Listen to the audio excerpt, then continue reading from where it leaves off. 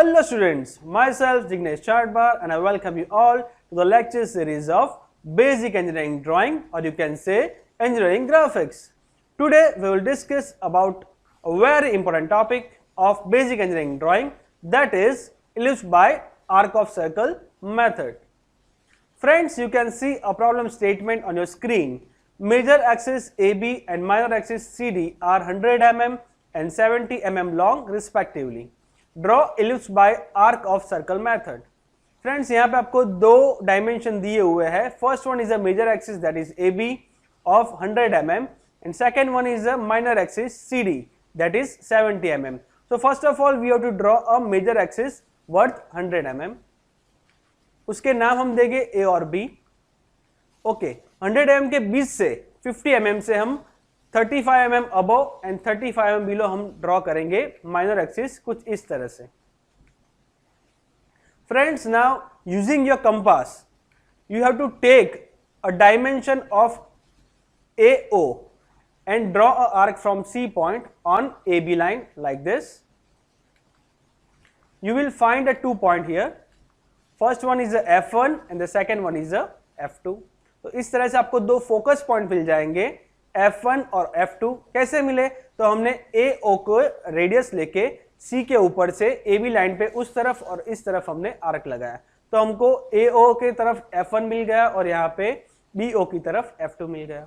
Friends, अभी क्या करना है हमको कि हमको यहाँ पे F1O, जो F1O है उसको इक्वल पार्ट्स में डिवाइड करना है.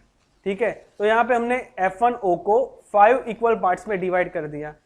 ठीक है फ्रेंड्स, अभी क्या करना है नेक्स्ट स्टेप हमको यूजिंग योर कंपास. यहाँ पे ध्यान से सुनना, यहाँ से A से 1 आर्क लेके अपने को F1 पर से ऊपर नीचे आर्क लगाना है. फिर B पॉइंट से 1 पॉइंट तक, B से 1 लेके आपको F2 पे से सामने आर्क लगाना है कुछ इस तरह से. फिर से एक बार A से 1 लेके F1 पे से ऊपर आर्क लगाना है. उसी तरह से B से 1 लेके F2 पे से उसी आर्क को इंटरसेक्ट करना है उस तरफ, तो हमको एक इंटरसेक्शन पॉइंट मिल जाएगा. उसी तरह से फिर A से 2 लेके F1 पे से ऊपर आर्क लगाना है. फिर यहां से B से 2 लेके F2 पे से सामने आर्क लगाना है, तो हमको ये पॉइंट मिल जाएगा. फिर A से 3 लेके ऊपर आर्क लगाना है. उसी तरह से फिर B से 3 लेके F2 पे से यहाँ पे आर्क लगाना है, तो इंटरसेक्शन पॉइंट मिल जाएगा. फिर A से 4 लेके ऊपर आर्क लगाना है. फिर यहाँ से B से 4 लेके F2 पे से सामने की तरफ आर्क लगाना है, तो हमको इस तरह से 4 इंटरसेक्शन पॉइंट मिल जाएंगे. तो ये हमको 4 पॉइंट मिल गए फ्रेंड्स. अभी उसी तरह से जिस तरह से हमने यहाँ पे किया उसी तरह से हमको नीचे की तरफ करना है.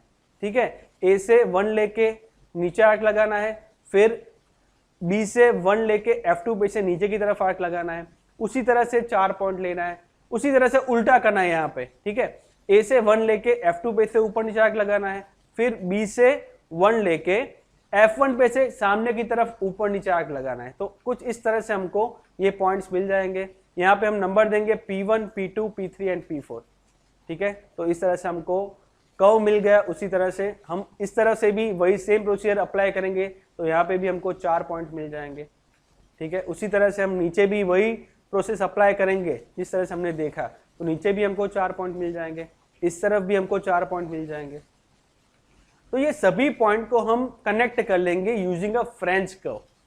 ये सभी पॉइंट को कनेक्ट करने के बाद हमको एक शेप मिलेगा जिसको हम बोलते हैं ellipse by arc of circle method.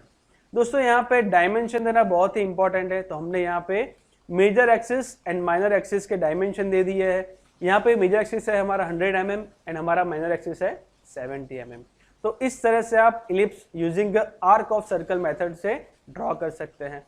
दोस्तों, आपको ये प्रॉब्लम में कुछ भी डाउट है, कुछ समझ में नहीं आया हो, तो नीचे कमेंट बॉक्स में जाके आपकी क्वेरी लिखें. मैं आपकी क्वेरी को सॉल्व करूंगा. और अगर दोस्तों आपको ये वीडियो अच्छा लगा हो तो इस चैनल को लाइक करें, सब्सक्राइब करें, अपने फ्रेंड्स के साथ शेयर करें. Thank you so much.